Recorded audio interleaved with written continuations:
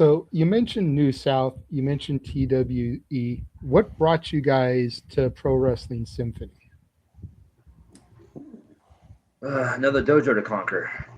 The way I put it. We had a great end. We made some deals. We got sponsored to do the Dragon Kai Taekwondo demonstration, and that was our end to teach people the way to foot and fist. It's another place to conquer, another titles to go after, more people to teach. I'll look at it. Okay.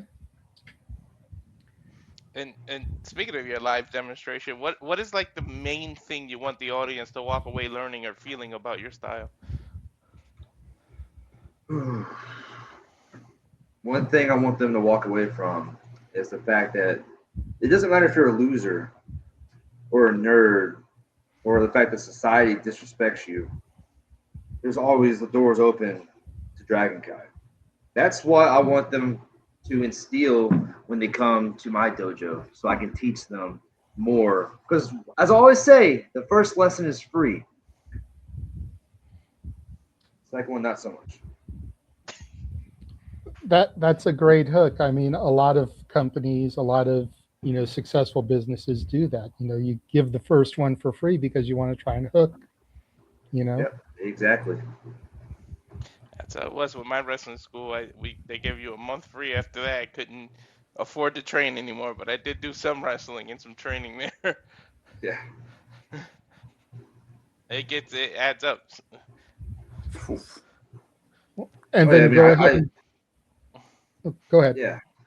I mean, I charge my students the very low price of $2,800 a month, and it pays off in their skills. Okay.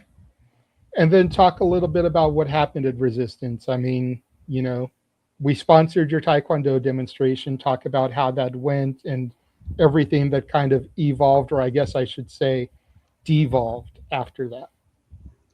Okay, so everything was going according to the plan book.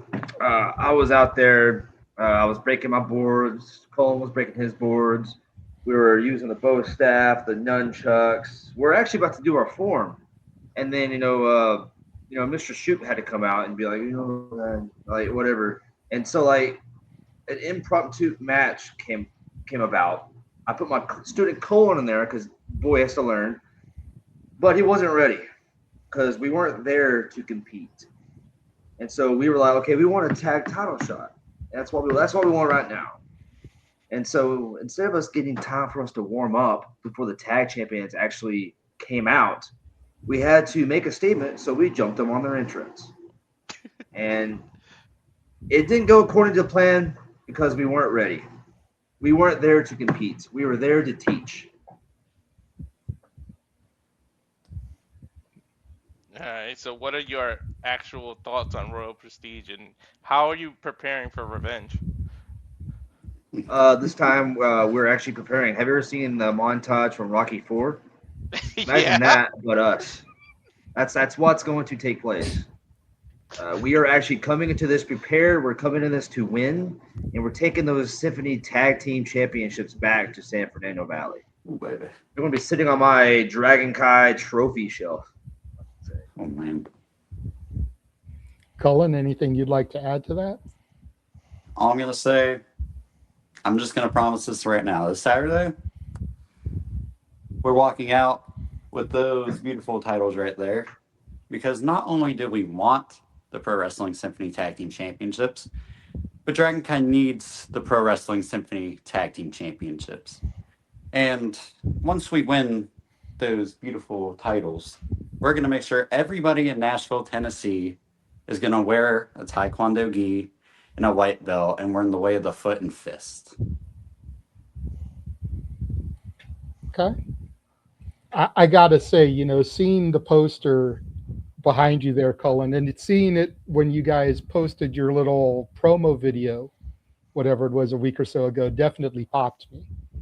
You know, seeing you guys start out looking at that, knowing that on that poster was our logo sponsored by Super Reliable Studios, like the whole thing just totally popped me there. I thought it was awesome. So shout out to you guys for having that there. Absolutely, Yeah. man. This is like our old valley. Like pretty much, this is our old valley.